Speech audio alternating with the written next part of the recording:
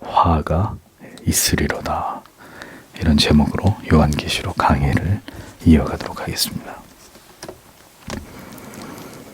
이 땅에서 고난과 핍박과 박해를 받으며 뼈에 사무친 성도들의 기도가 하나님의 보좌 앞으로 올라가고 또 올라가서 마침내 하나님께서 정하신 시간이 이르게 되었을 때 반드시 이 땅의 모든 악인들을 심판하시고 그들을 깨뜨리시는 하나님의 두려운 징벌과 재앙이 임하게 된다는 사실을 성경은 우리에게 분명하게 말씀하고 있습니다. 7개의 나팔을 울리는 7 천사들을 등장시키고 극적으로 그것을 보여주시는 그 환상이 요한의 눈앞에 펼쳐지고 있습니다. 천상에서 하나님을 예배하는 수없이 많은 천사들과 흰옷을 입은 구원받은 성도들의 그 놀라운 영광의 광경을 보게 하심으로 이 땅에서 고통과 박해를 당하는 성도와 교회들을 위로하시고 그들에게 소망과 용기를 북돋아 주신 주님께서 이제는 그렇게 교회와 성도를 박해하고 핍박하던 자들을 향해서 자비 없는 복수와 세상을 향한 응징에 나서시는 모습이 이어서 계시록에 그려지고 있는 것을 우리는 보게 됩니다. 돌이키지 않는 악인들에 대해서는 오직 하나님의 지엄하신 심판만이 있을 뿐임을 성경은 분명하게 선언하고 있습니다. 인과 나팔과 대접의 심판은 철저하게 하나님을 대적한 사탄과 그의 추종자들로서의 이 악한 세상을 향해서 내려지는 것입니다. 그러므로 성도 여러분, 분명하게 말씀드리건대 세상은 이전에도 그렇고 지금도 그렇고 앞으로도 교회가 화목하게 좋은 관계로 유지해야 될 대상이 결코 아니라는 것을 잊어버리지 마십시오. 세상은 언제나 교회와 성도들을 박해했고 하나님을 대적해왔습니다. 성경의 관점에서 세상과 세상 사람들은 복음을 전해야 될 대상이기는 하지만 결국은 하나님께로 돌아오지 않는 자들이 존재하는 이 악한 세상의 그 최후는 멸망이요. 역사가 지속되는 가운데서도 때때로 하나님의 지엄하신 심판과 징벌을 피할 수 없었던 대상일 뿐이라는 것을 우리는 잊지 말아야 합니다. 아우구스티누스는 저 유명한 하나님의 도성에서 세상의 도성은 하나님을 경멸하는 자에 대한 사랑에 의해 만들어지고 하늘의 도성은 자아를 경멸하는 하나님에 대한 사랑에 의해 각각 형성된다. 전자는 세상 안에 거하면서 스스로 영광을 누리고 후자는 주님 안에 거한다. 전자는 사람들로부터 영광을 구하고 후자는 양심의 증인이신 하나님을 가장 큰 영광으로 삼는다라고 말했습니다.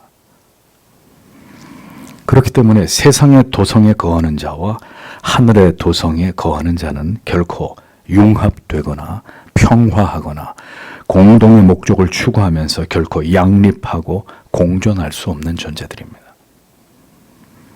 교회는 세상과 평화를 추구하고 세상을 섬기는 것을 마땅한 교회의 사명이고 역할이라고 주장하는 자들은 모두 성경의 진리와 가르침에 반하는 철저한 인본주의적인 사상을 가진 자들이라는 점을 우리는 유의해서 이 점을 분명히 알아야 합니다. 성경은 세상과 평화를 말씀하고 있지 않습니다.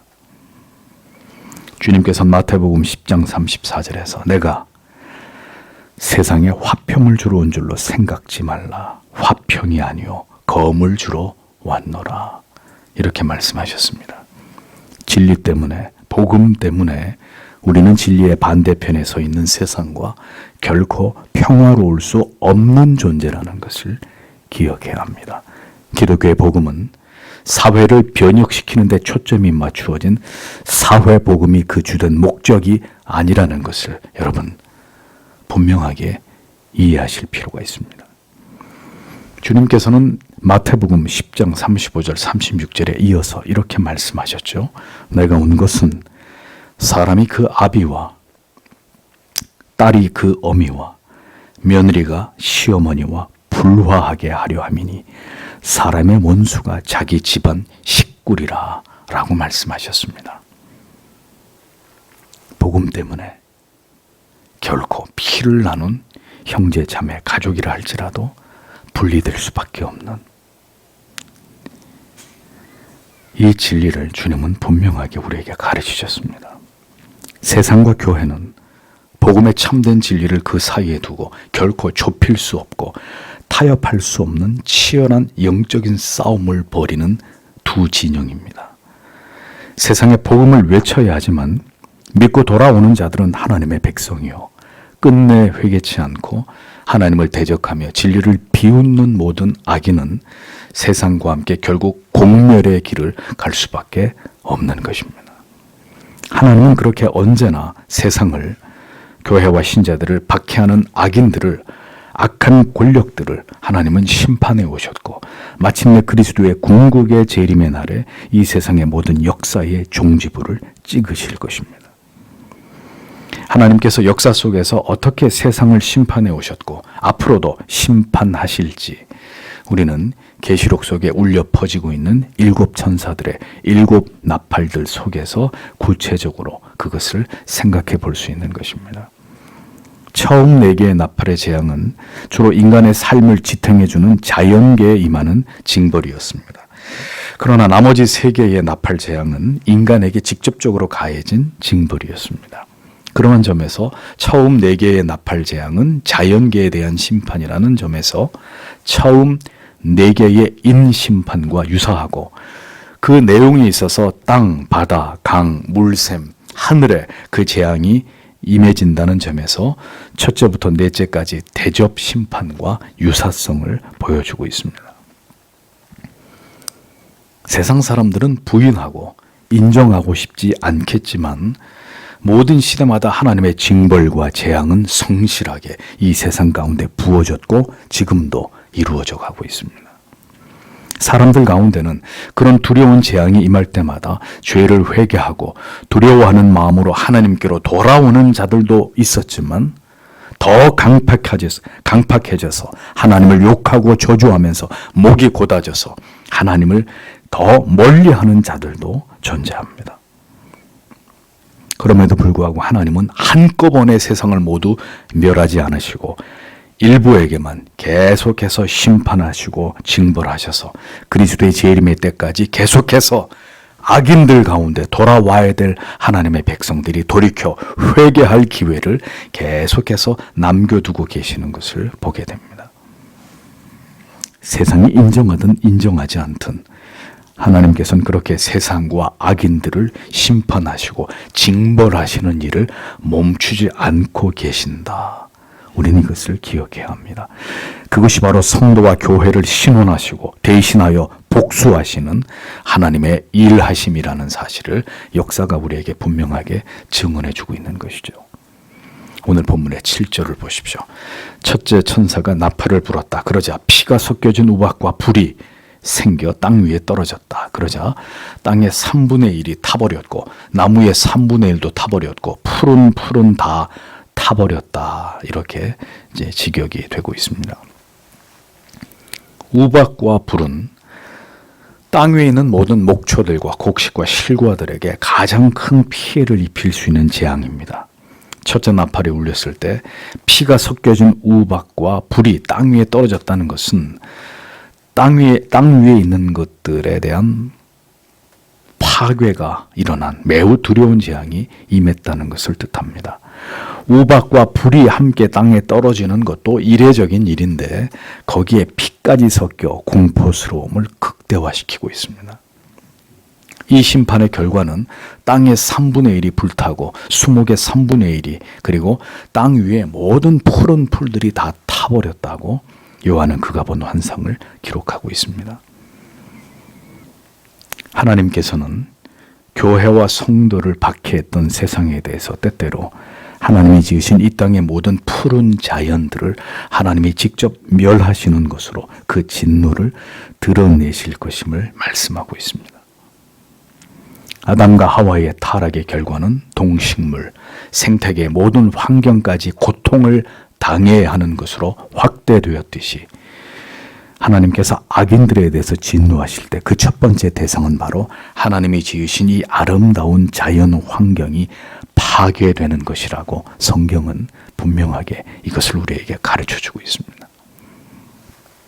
3분의 1이란 이 분수의 개념은 계시록 외에도 에스겔이나 스가랴에서도 사용된 표현인데 각각 하나님의 심판과 회복의 범위를 측정하는 의미로 사용되고 있는 것을 보게 됩니다. 에스겔 5장 2절에 그 성읍을 애워싸는 날이 차거든 너는 터럭 3분의 1은 성읍 안에서 불사르고 3분의 1은 가지고 성읍 사방에서 칼로 치고 또 3분의 1은 바람에 흩어라.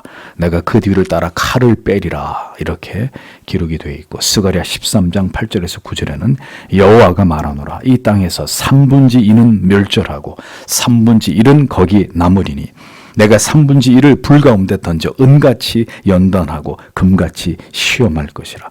그들이 내 이름을 부르리니 내가 들을 것이며 나는 말하기를 이는 내 백성이라 할 것이요 그들은 말하기를 여호와는 내 하나님이시라 하리라. 이런 기록들이 발견됩니다. 스가랴 13장에서 3분의 2는 심판을 받고 3분의 1은 회복을 위해서 남겨놓은 것과 달리 계시록에서는 3분의 1은 심판을 하고 3분의 2는 회복을 위해서 남겨놓으신 것을 볼 수 있습니다. 3분의 1만 심판하시는 것은 모든 것이 아직 끝이 아니라 아직 회복의 가능성을 열어놓으신 것이고 이러한 심판이 최종적인 것이 아니다라는 것을 내포하고 있는 의미입니다. 어떤 형태로 구체적으로 이러한 심판이 이 땅에 가해졌는지 우리는 정확하게 그것을 찝어서 설명할 수는 없지만 분명한 사실은 지금도 지구는 계속해서 이 환경이 파괴되는 일로 몸살을 앓고 있다는 점입니다. 많은 수목들이 멸종되고 있고 지구의 허파라고 불리는 밀림들이 소멸되어 가고 있습니다. 중요한 사실은 이렇게 이 땅의 모든 풀과 나무들이 자연의 생태계가 파괴되는 것이 결코 우연이 아니라는 것입니다. 이 모든 일들의 배후에 세상을 심판하고 계시는 하나님이 계신다는 것을 우리는 상기해야 되는 것입니다. 제가 어릴 때만 해도 황사에 대한 기억은 있었어도 미세먼지라는 말은 들어본 적이 없습니다. 중국의 사막화 그리고 산업화가 가져온 폐해를 고스란히 우리와 우리 자녀들이 떠안고 살아가고 있는 이 재앙을 우리는 지금 속수무책으로 겪고 있습니다. 앞으로는 씨앗과 곡식으로 인해서 더 큰 재앙과 심지어 전쟁까지 일어날 수 있을 것이라고 미래학자들은 경고하고 있습니다. 그렇게 지금 이 땅이 고통을 받고 있다는 것이죠. 그 모든 일은 우연이 아니라 세상에 대한 하나님의 심판하심이라고 성경은 분명하게 우리에게 그것을 말씀하고 있는 것입니다. 8절에서 9절을 보십시오. 그리고 둘째 천사가 나팔을 불었다. 그러자 불타는 큰 산과 같은 것이 바다 속으로 던져졌는데 바다의 3분의 1은 피로 변했다. 그러자 바다 안에 생명을 가진 피조물들의 3분의 1이 죽었고 배들의 3분의 1이 산산조각 났다. 이렇게 기록이 되어 있습니다. 이 구절은 구약의 예레미야와 출애굽의 말씀을 각각 연상시킵니다. 예레미야 51장 25절에 나 여호와가 말하노라 온 세계를 멸한 멸망의 산아 보라 너는 내 대적이라 나의 손을 내 위에 펴서 너를 바위에서 굴리고 너로 불탄 산이 되게 할 것이니 이렇게 기록이 되어 있고 출애굽기 7장 17절에서 18절에는 여호와가 이같이 이르노니 내가 이로 인하여 나를 여호와인 줄 알리라 하셨느니라. 볼지어다 내가 내 손에 지팡이로 하수를 치면 그것이 피로 변하고 하수의 고기가 죽고 그 물에서 악취가 나리니 애굽 사람들이 그 물 마시기를 싫어하리라 하라. 이렇게 기록이 되어 있습니다.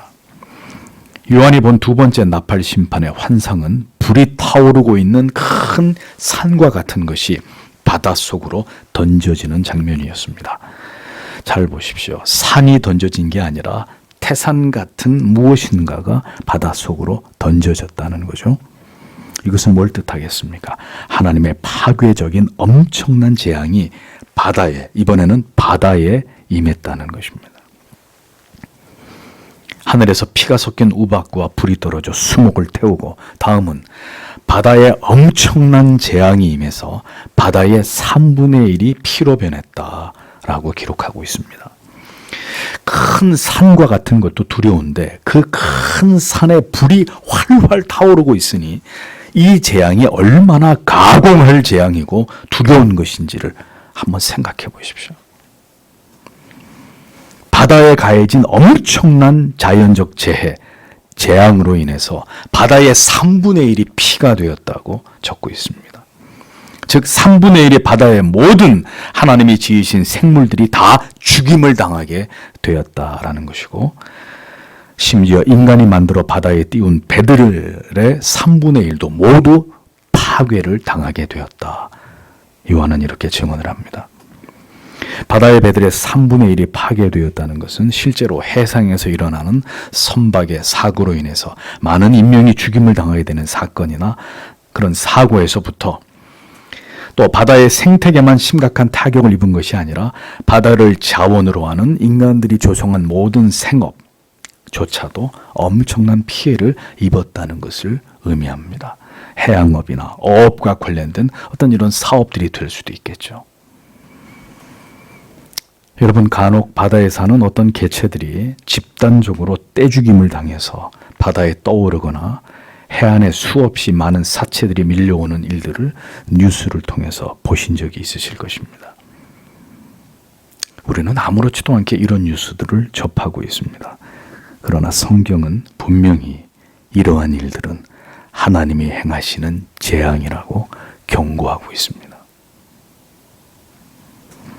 바다에서 일어나는 모든 재앙적인 일들이 하나님의 심판과 무관치 않음을 성경은 우리에게 분명히 가르쳐주고 있습니다. 이 모든 일들이 세상의 악인들에 대한 하나님의 심판과 재앙이다라는 것이죠. 누가 여기에 대해서 다른 해석을 달고 토를 단단 말입니까? 10절에서 11절을 보십시오. 그리고 셋째 천사가 나팔을 불었다. 그러자 횃불처럼 타는 큰 별이 하늘에서 떨어져 강들의 3분의 1과 샘물들을 덮쳤다. 그 별의 이름은 쑥이라 불린다. 그리고 그 물들의 3분의 1이 쑥이 되었고 많은 사람들이 쓰게 된 물 때문에 죽었다라고 기록하고 있습니다. 이번에는 육지에 있는 물들입니다. 육지에 있는 물들에 하나님의 재앙이 임한 모습을 요한은 지켜보고 있습니다. 이는 매우 두렵고 공포스러운 장면입니다. 세 번째 천사가 나팔을 불자 횃불처럼 타오르는 큰 별이 하늘로부터 떨어져서 강들의 3분의 1과 여러 샘물들 위에 떨어졌다고 했습니다. 어떤 주석가는 이것을 유성이라고도 해석합니다. 그러나 꼭 그렇다 아니다 이 부분이 중요한 것이 아니라 중요한 사실은 땅 위에 있는 물들에게까지 하나님의 재앙이 임했다라는 사실이죠. 횃불같이 타는 별이 하늘에서 떨어지는 무시무시하고 공포스러운 종말론적인 재앙적 현상들이 일어나더라라는 것이죠. 여기서 떨어지니라고 번역된 에페센이라는 단어는 매우 빠른 속도로 아래로 추락하는 모습을 가리킵니다. 그러니까 하나님의 징벌이 시행되면 그 일은 시간을 두고 천천히 일어나는 것이 아니라 순식간에 지체치 않고 급속하게 일어나게 되는 것임을 성경은 묘사하고 있습니다. 이것은 하나님의 진노가 매우 급하시다는 걸 보여주는 것이죠. 오랜 인내가 끝나고 마침내 하나님께서 세상과 악인들을 심판하고자 하실 때 이 일은 이토록 신속하게 집행된다는 것입니다. 육지에 있는 물들까지도, 즉 식수원이 되는 모든 물들이 하나님의 재앙과 심판에 의해 모두 파괴되어 버린다는 것입니다. 식수가 사라지면 어떻게 되죠? 기근에 시달리는 고통이 모든 생물들에게 찾아오게 됩니다. 자연으로 인한 가공할 재해와 재난이 과연 하나님의 이 같은 두려운 징벌과 무관하다고 말할 수 있을까요? 하나님을 부정하는 자들이나 애써 그 연관관계를 부정하거나 다른 말로 궁색하게 설명할 뿐입니다. 어떤 그리스도인들은 사랑의 하나님은 결코 그런 재앙을 내리시는 분이 아니라고도 단언합니다. 참으로 무지하고 담대한 인간의 어리석은 생각이 아닐 수 없는 거죠. 하나님께서는 지금도 모든 방법들을 동원하셔서 하나님의 공의의 심판을 이 땅에 집행하시는 분이심을 잊어버리지 마십시오. 하나님이 허락하시지 않으면 참새 한 마리도 땅에 떨어지는 법이 없습니다. 주님이 그렇게 말씀하신 것을 아는 것인지 모르는 것인지, 하나님의 주권과 섭리를 부정하는 그리스도인들은 진정한 신자일 수 없습니다. 자기들이 믿고 싶은 것만을 믿고자 하는 자들은 하나님의 심판을 결코 피할 수 없다는 것을 잊지 말아야 합니다. 그 별의 이름은 쑥이라고 했습니다. 이 별의 정체가 무엇인지 알 수 없으나 하나님의 재앙임에는 틀림이 없고, 이 재앙이 육지의 모든 물들 위에 임하게 되었을 때 그 독성으로 인해서 더 이상 그 물들은 마실 수 없는 상태가 되었다는 것입니다. 쑥이라고 번역된 원문 압신도스라는 단어는 쓴맛을 내는 키가 작은 식물 이름입니다. 같은 의미로 구약에는 라나라는 단어가 사용되었는데 그 의미는 슬픔, 괴로움이란 뜻으로 은유적으로 종종 사용된 단어입니다. 즉 이 별이 쑥과 같은 유독성을 가진 역할을 해서 이 땅의 물의 3분의 1을 모두 오염시켜서 먹지 못하게 하는 결과를 초래했다라는 것을 뜻합니다. 그러니까 어떤 이유로든 먹을 수 없는 물이 되어버렸다. 그래서 그 물을 먹는 사람은 결국 죽게 되는 이런 재앙이 이 땅에 임하게 되었다는 것입니다. 예레미야에서도 쑥을 통한 하나님의 징계와 관련된 기록이 발견됩니다. 예레미야 9장 15절에 그러므로 만군의 여호와 이스라엘의 하나님 내가 말하노라 보라 내가 그들 곧 이 백성에게 쑥을 먹이며 독한 물을 마시우고, 또 23장 15절에 그러므로 만군의 여호와 내가 선지자에 대하여 이같이 말하노라 보라 내가 그들에게 쑥을 먹이되 독한 물을 마시우리니 이는 사악이 예루살렘 선지자들에게로서 나와서 온 땅에 퍼짐이라 하시니라. 거짓된 진리를 전하는 선지자들 때문에 하나님이 독한 물을 이스라엘 백성들로 하여금 마시게 하겠다고 무서운 하나님의 저주가 예레미야에도 기록이 되어 있습니다. 동일하게 계시록의 쑥이라는 이름의 별이 강과 샘물에 떨어져 그 물을 먹는 자들은 죽게 되는 이 유사성을 가진 재앙에 대해서 계시록은 지금 말씀하고 있는 것이죠. 성도 여러분, 우리가 살고 있는 이 지구에 점점 물이 부족해지고 있습니다. 부패하고 오염된 물을 먹어야 되는 물 부족 국가들의 고통을 우리는 잘 모르고 있는데 사실은 대한민국도 물 부족 국가에 포함되어 있습니다. 아프리카 지역에서는 지금도 먹을 수 없는 물을 어려서부터 마시게 되므로 결국 어른이 되기 전에 아이들이 전염병에 걸려 죽거나 심각한 질병에 걸려 장애를 입고 그렇게 죽어가는 많은 사람들이 존재하고 있습니다. 이러한 끔찍한 재앙 같은 일들이 이 세상을 향한 하나님의 심판으로 일어나고 있음을 우리는 깨달아야 하는 것입니다. 사람들은 끔찍한 재해와 재난, 많은 사람들이 재앙 같은 일들로 인해서 목숨을 잃어가는 일들을 접하면서 지금도 살아갑니다. 당대에 아니면 과거 속에. 우리의 기억의 뇌리 속에는 인류가 직면했던 매우 두렵고 고통스러웠던 기억들이 간직되어 있습니다. 그 모든 일들이 절대로 우연의 산물들이 아니라는 것입니다. 모든 역사 속에 개입하셔서 하나님의 공의를 드러내신 결과물이고 하나님의 다 헤아릴 수 없는 뜻과 섭리를 드러내셨던 흔적이고 악인에 대한 하나님의 지엄하신 두려운 심판과 징벌이 내려졌었던 기록들이라는 거죠. 이 같은 경종을 울리시는 하나님의 심판이 시대마다 인류의 역사 속에서 집행되지 않았다면 단언하건대 인간의 죄악은 지금보다 더 상상할 수 없을 만큼 발전하고 증가되었을 것이라는 겁니다. 그렇게 하나님께서는 죄악의 창궐한 시대마다 교회에는 리바이벌, 부흥을, 그리고 타락한 세상에는 지엄한 심판과 멸망의 이 두 가지 방편을 사용하시면서 인류의 역사를 섭리하시고 진행시켜 오셨다는 것입니다. 그러므로 우리는 또다시 부흥이냐 멸망이냐, repent or perish, 그 변곡점에 지금 서 있다는 것입니다. 세상을 심판하시기보다는 부디 악인들이 돌이켜 회개할 길과 주님의 교회가 다시 영적으로 각성해서 부흥의 길로 나아가기를, 그래서 진정한 거듭난 성도들은 간절히 지금 기도해야 될 때라는 것을 잊어서는 안 됩니다. 우리는 분명히 보고 있고 앞으로도 보게 될 것입니다. 교회가 부흥으로 다시 세상에 하나님의 복음을 선포하는 전쟁 기지로 우뚝 다시 세워질 것이냐, 아니면 세상과 함께 멸망의 길을 가게 될 것이냐.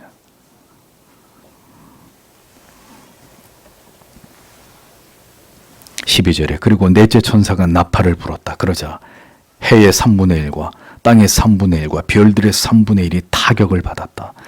그 결과 그것들의 3분의 1이 어두워졌고 낮의 3분의 1도 어두워졌으며 밤도 마찬가지였다. 이렇게 적고 있습니다. 해 3분의 1, 달 3분의 1, 별들의 3분의 1이 침을 받았다. 침을 받다라고 번역된 단어의 원형이 플레소라는 단어입니다. 힘을 가하여 때리다, 두드리다라는 의미를 가지고 있습니다. 여러분들이 커피를 좋아하시면 에스프레소라는 이 단어, 커피 축출 방식의 하나인데 이 단어에서 유래가 됐죠. 프레소. 다섯째 천사가 나팔을 불자 하나님에 의해서 우주적인 대재앙이 시작되었다는 것을 알 수 있습니다. 하늘의 천체가 어떤 엄청난 압력을 받아서 으깨어지는 치명적인 타격을 입게 되었다는 거죠. 이러한 재앙은 구약의 여러 성경에서도 발견되고 있습니다. 요엘 2장 10절에 그 앞에서 땅이 진동하며 하늘이 떨며 1월이 캄캄하며 별들이 빛을 거두도다. 이사야 13장 10절에 하늘의 별들과 별떨기가 그 빛을 내지 아니하며 해가 돋아도 어두우며 달이 그 빛을 비추지 아니할 것이로다. 아모스 8장 9절에 주 여호와께서 가라사대 그날에 내가 해로 대낮에 지게 하여 백주의 땅을 캄캄케 하며, 이런 기록들이 발견됩니다. 우주의 모든 별들이 비정상적으로 움직이고 해, 달, 별들의 여러 기이한 현상들이 일어나게 되는 것을 뜻합니다. 여러분들이 과학적인 상식을 가지고 계시기 때문에 잘 아실 것입니다. 태양과 달과 별들의 움직임은 태양계 전체에 큰 파장을 불러일으킵니다. 예를 들어 태양의 흑점이 폭발하게 됨으로 인해서 강력한 자기장 폭풍이 형성이 되면 지구의 모든 통신망, 전자제품 일시에 모두 먹통으로 만들어버릴 수 있습니다. 그러니까 그 강도가 아직 그 정도까지는 이르지 않았는데도 최근에도 경고하고 있죠. 나사에서. 만약에 그런 강력한 자기장 폭풍이 지구를 강타하면 날아가던 비행기가 떨어지고 가던 자동차가 멈추고 모든 전자제품이 먹통으로 되는 재앙적인 일들이 벌어지겠죠. 천체에서 일어나는 여러 가지 일들과 하늘에서 떨어지는 유성들이 모두 우연히 일어나는 일들이 아니라 하나님의 섭리와 뜻에 의해서 인간들의 엄습하는 두려움을 주는 심판들이다 라는 것을 알아야 합니다. 종종 종말과 관련된 재앙 영화들을 보면 하늘에서 운석이 떨어지거나 천체의 어떤 변화로 인해서 지구에 엄청난 대재앙이 발생하는 장면들을 영화에서 보여줍니다. 요한계시록에서 보여주는 이러한 나팔재앙을 비롯한 여러 하늘의 심판의 모습들은 재난 영화들의 다양한 모티브가 되고 있습니다. 이것을 보면 인류는 그런 날이 임한다는 것을 두려워하고 있다는 것을 알 수 있습니다. 비록 영화지만 언젠가 그런 일이 일어날 수 있을 것이라는 막연한 두려움 속에서 사람들은 그런 생각들을 갖고 있는 거죠. 과거에 공룡을 비롯해서 고대의 생물들이 멸종하게 된 것도 운석으로 인한 충돌로 지구에 빙하기가 도래했기 때문이다라는 가설들을 과학자들은 주장하기도 합니다.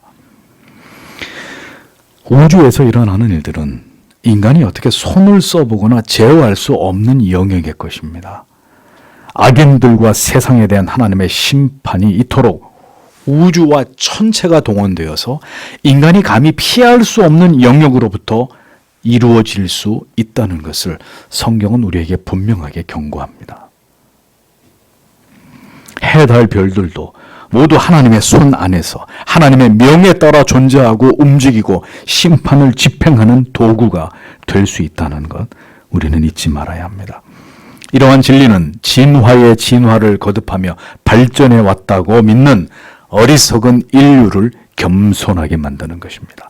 한순간에 모든 것을 잃어버리고 멸망될 수도 있다는 두려움을 인간의 의식 속에 박아넣는 효과가 있는 것이죠. 천체의 이례적인 어떤 현상과 변화, 그로 인해서 나타나는 어떤 과학적으로 설명되지 않는 징조들, 그 모든 것들이 하나님의 심판과 무관하지 않음을 신자는 알아야 하는 것입니다. 오늘 이 얘기를 여러 번 합니다. 세상에 우연히 일어나는 일들은 성도 여러분 존재하지 않습니다. 모든 것이 하나님의 섭리와 뜻대로 한치의 오차도 없이 진행되고 움직여지고 어떤 일들이 기어이 발생하는 것입니다.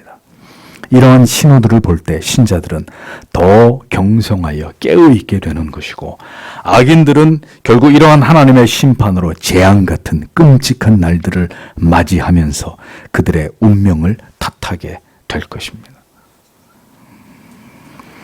자, 내 천사들이 나팔을 불었고 이 땅에 하나님의 두려운 심판과 징벌이 그렇게 가해진다는 것을 알게 되었습니다. 그러자 이제 남겨진 새 나팔이 울리기 전에 잠시 남은 재앙의 도입부와 같은 또 다른 환상의 장면이 그 사이에 펼쳐지고 있습니다. 13절에 또 나는 공중을 날아다니던 독수리 한 마리를 보았고 그것이 큰 소리로 외치는 것을 들었다. 땅에 사는 자들에게 화로다. 왜냐하면 새 천사가 불 나머지 나팔 소리가 있기 때문이다. 이렇게 기록하고 있습니다. 요한은 지금 공중을 날고 있는 독수리 한 마리를 보고 있습니다. 그런데 그 독수리가 사람처럼 말을 합니다.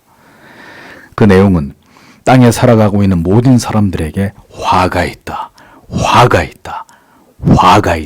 라는 큰 외침 소리였습니다.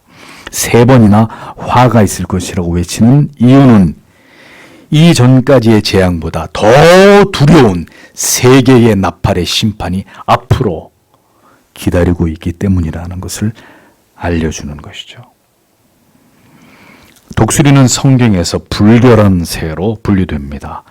조류 가운데 가장 포악하여 육식을 하고 시체를 뜯어먹는 난폭한 새로 죽음과 파멸의 징조이고 하나님의 심판을 상징하는 새로도 여겨집니다. 남아있는 새 천사에 의한 심판은 더 크고 두려운 것이 될 것임을 독수리가 전령이 되어서 세상 모든 사람들이 들을 수 있도록 큰 소리로 엄포를 놓고 있는 것이죠. 화를 3번이나 이어서 외치고 있다는 것은 그 강도와 규모가 가히 파괴적이고 가혹할 것임을 경고하는 것입니다.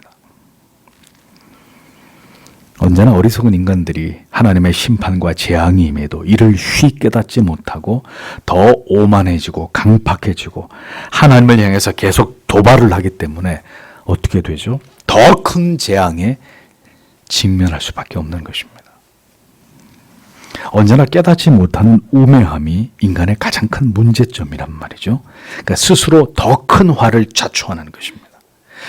자연이 그 정도로 황폐되고 파괴되는 것을 보면 두려워하고 하나님께로 돌아가야 되겠구나 라고 생각을 해야 되는데 기어이 그 화가 직접적으로 인간에게 자기에게 미칠 때까지도 죄로부터 돌아서지 않는다는 것입니다.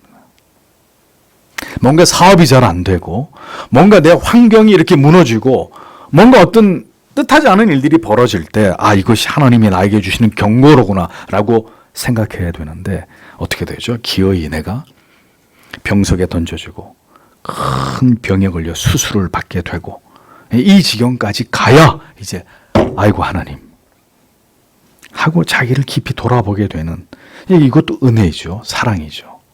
근데 그것이 인간이란 말입니다. 저나 여러분이나 누구나 다 같이.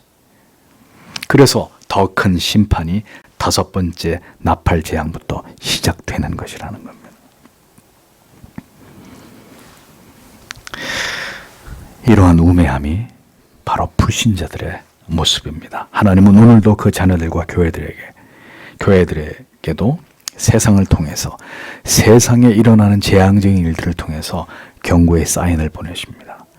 우리에게는 아닐지라도 세상과, 처음에 말씀드린 대로 세상과 세상의 악인들에 대해서 임하는 그런 재앙을 우리로 하여금 보게 하심으로 하나님이 우리에게도 경고의 사인을 보내신단 말이죠. 여러분, 이 지구를 보십시오. 재해와 재난이 끊이지 않습니다. 어떤 곳에서는 지진이, 화산 폭발이, 쓰나미가, 토네이도가 휩쓸고 지나가고, 거대한 지역에 광범위하게 몇 달 동안 산불이 꺼지지를 않고, 혹한의 추위, 쉬지 않고 퍼붓는 비로 인해서 홍수가 나고, 전염병에 감염된 돼지와 닭들이 산채로 수천만 마리가 땅에 매몰되고, 계속해서 이곳저곳에서 전염병이 창궐하는 이런 일들이 쉬지 않고 일어나고 있습니다. 그로 인해서 사람들이 죽어갑니다. 동물들이, 생태계가 파괴되고 유린되고 있습니다. 이 모든 일이 우연히 일어나는 일일까요? 성도와 교회는 이런 일들을 겪을 때마다 반드시 돌이키고 회개하고 세상에 당하는 심판을 보면서 경계하고 경성해야 하는 것입니다. 하나님께서 이렇게 오늘도 세상의 일부의 재앙과 심판을 행하시는 것은 교회를 징계하시기 위한 목적이 아니라 교회와 성도가 돌이켜 회개하고 다시 처음 사랑을 회복하라는 뜻입니다.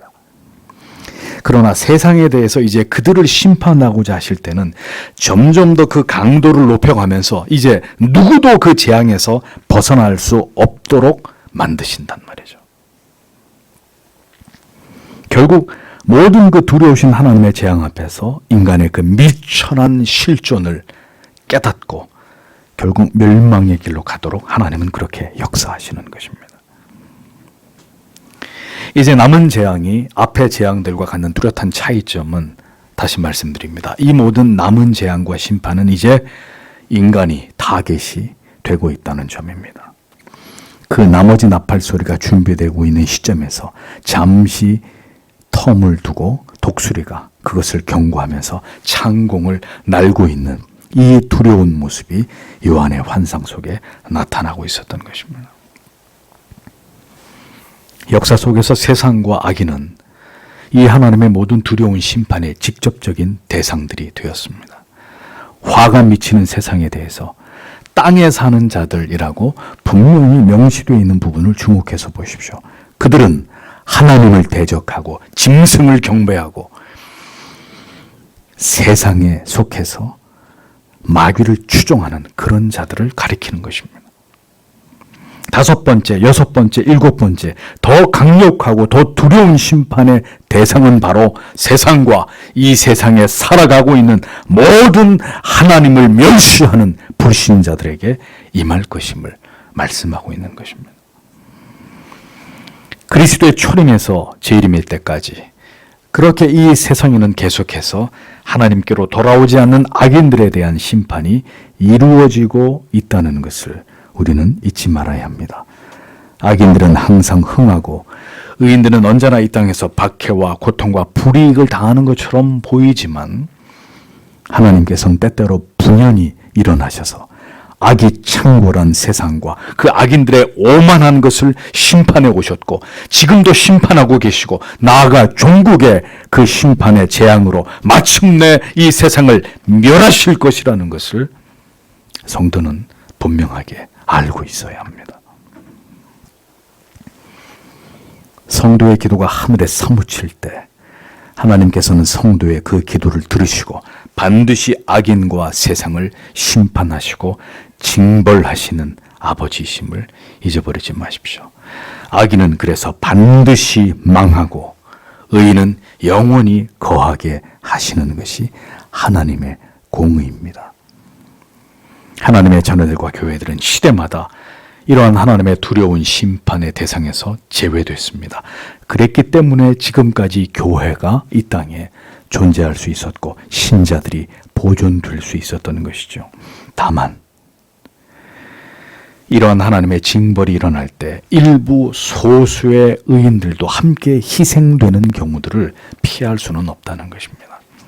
한 나라와 한 도시에 어떤 지역에 큰 재앙이 혹은 어떤 사건이 닥치게 일어나게 됐을 때 신자라는 이유만으로 그러한 재난에서 완전히 벗어날 수는 없는 것이죠. 하나님은 그런 가운데 함께 희생된 그 성도의 죽음을 통해서도 영광을 받으십니다. 물론 그런 재앙 속에서 또 기가 막히게 살아남는 신자들도 분명히 존재하는 것은 틀림없는 사실입니다. 중요한 것은 이 모든 재앙의 궁극의 대상은 신자와 교회가 아니라 세상과 교회를 핍박하고 진리를 믿지 않았던 하나님을 비웃은 죄인들이고 교회 안에 있었던 불신자들, 그들이 심판의 대상들이 된다는 것입니다. 가차없이 하나님의 정하신 때가 되면 악을 행하고 진리의 반대편에 서 있었던, 그리고 기독교인인 척했던 유사 그리스도인들이 이 하나님의 두려운 징벌에 사라지게 되는 그런 일들이 일어났다는 것입니다. 다시 말씀드리지만 그 자리에 여러분이나 여러분의 자녀들이, 가족들이 있게 될 수도 있음을 기억하십시오. 우리의 믿음이 구원에 이르는 믿음이 아니라면 이토록 신앙을 게으름과 나태함으로 부주의함과 졸음으로 일관하면서 예배를 소홀히 여기고 주의를 번번이 어기는 자들, 이 두려운 경고를 분명히 들을 필요가 있습니다. 저는 결코 여러분이 단지 주일에 교회를 다닌다는 이유만으로 천국에 들어갈 수 있다고 말씀드린 바가 없습니다. 어떤 날이 와도 주 예수 그리스도께서 나의 구주가 되심을 믿는 그 고백적인 믿음, 이신칭의의 확고한 신앙 위에 신행일치의 삶을 추구하면서 궁극에 우리를 구원하신 하나님의 영광을 위한 삶을 지향하고 구체적으로 그의 삶의 목표와 지향점이 하나님과 이웃을 사랑하는, 특별히 그리스도 안에서 형제와 자매된 지체들과 여러분의 가족들과 그리스도의 사랑으로 온전히 사랑하고 섬기며 돌보는 그 믿음의 증거들과 열매들이 있어야 여러분은 진정한 구원받은 성도가 되는 것입니다. 하나님을 올바로 아는 그 지식과 믿음에 기반하지 않고 신앙의 동기가 자기 자신을 위한 기복적인 신앙이거나 자기 안위와 영달을 위한 안전장치로서의 신앙이나 신비주의적인 체험에 집착하고 신사도주의나 종교다원주의, 인본주의적인 모든 철학과 사상과 이념을 신봉하면서 특정한 사람을 우상처럼 섬기고 지지하는 사람이라면 다른 가운데 그는 결코 하나님의 사람일 수 없는 것입니다. 그가 만약 진정한 그리스도인이라면 내가 유사 그리스도인인 것이고, 내가 그리스도인이라면 그가 참된 그리스도인일 수 없는 것입니다. 하나님을 대적하고 복음을 비웃는 세상에 대해서 마침내 하나님의 심판의 칼을 빼어드실 때 세상에는 여러 재앙 같은 일들이 일어나게 됩니다. 사람들에게서 지금처럼 점점 삶의 기쁨과 즐거움이 사라져가게 되는 것이고, 사는 것은 더 척박하고 어렵고 힘겹고 비통하고 우울하고 괴로움을 겪게 되는 날들이 인생 속에서 점점 늘어나게 되는 것입니다. 점점 삶의 질이 떨어지게 되고 사람들의 마음에는 소망의 빛이 꺼져가고 영혼들이 메말라가는 일들이 일어나게 되는 것입니다. 저마다 깊은 절망을 가지고 그 절망 속에 빠져들고 희망을 잃어버리는 일들이 세상에서 일어나는 것입니다. 살아있는 것이 죽는 것보다 더 힘든 날들이 찾아온다는 것이죠. 저 악인들에게 말입니다. 이 모든 일들을 볼 때 이것이 바로 하나님의 재앙이고 심판이라는 것을 교회는 본능적으로 깨달아야 합니다. 재앙 같은 현실에서 교회가 해야 할 일은 죄인들에게 회개와 돌이킴을 선포하는 것입니다. 인생은 한 줄기 바람과 새벽 풀잎에 맺혔다 사라지는 이슬과 같이 허무한 존재일 뿐임을 설파하면서 주를 의지하여 예수 그리스도께로 돌아와 회개하고 영생을 얻으라고 복음을 전해야 되는 것입니다.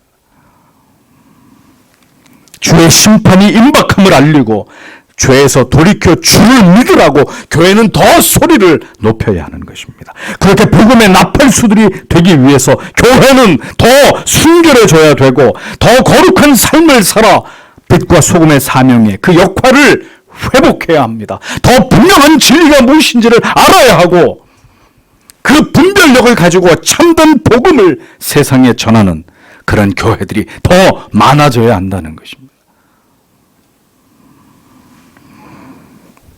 하나님께서 그렇게 우리를 다듬으시고 무장시키시고 복음을 전할 도구로 준비시키셔서 다시 한번 참된 복음과 생명을 외칠 수 있는 도구들이 되게 해 주시기를 우리는 오늘도 주님 앞에 간절히 기도해야 되는 것이죠. 어두움은 빛이 드러날 수 있는 기회입니다. 빛의 그 사명을 뿜어내야 되는 순간입니다. 우리는 지금 왜 이러한 시대를 살아가고 있는 것인지, 주께서는 이 시대의 교회와 성도들에게 무엇을 말씀하고자 하시는 것인지, 진리가 아닌 모든 것에 귀를 막고 우리는 지금 성경 속에서 그 해답을 찾으면서 그것을 위해서 우리가, 교회가 무엇을 준비해야 될지를 생각해야 합니다. 부디 우리에게 깨닫게 하시는 은혜를 부어주시고 이 시대를 감당해야 될 우리들이 그 사명에 충성을 다할 수 있도록 오직 한 번뿐인 인생, 그 존재의 이유와 목적을 깨달아서 하나님을 영원롭게 하는 일에, 우리의 믿음을 굳게 지키는 일에 최선을 다하면서 주님 앞에서 살아가도록 오늘도 하나님이 우리를 붙들어 주시기를, 성도 여러분, 이 시간에도 간절히 하나님 앞에 기도하는 우리들이 되기를 소원합니다. 다 함께 주신 말씀을 생각하면서 간절히 하나님 앞에 기도하겠습니다.